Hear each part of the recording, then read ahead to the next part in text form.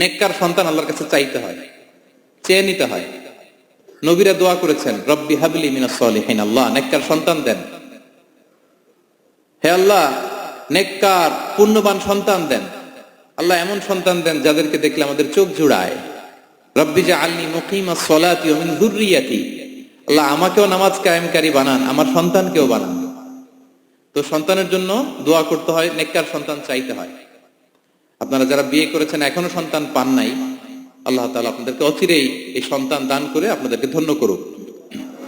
যারা এখনো বিয়ে করেননি, বিয়ের পরে আল্লাহ তাআলা আপনাদেরকে সন্তান দান করুক। এটা অনেক বড় নেয়ামা, এটা অনেক বড় নেয়ামা, এটা আল্লাহর কাছে চাইতে হয়।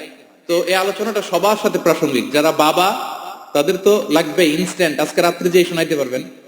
যারা বাবা হতে যাচ্ছেন তারাও আগে থেকে জেনে রাখলেন, ওয়েল প্রিপেয়ার্ড। আর যারা এখনো বিয়েই করেন নাই, প্ল্যান করে রাখেন যে এইটা আমি আমার ওয়াইফের সাথে প্ল্যান করে এই নাসিহাগুলো আমার সন্তানদেরকে আমরা শোনাবো। সবাই পড়ুন ইনশাআল্লাহ।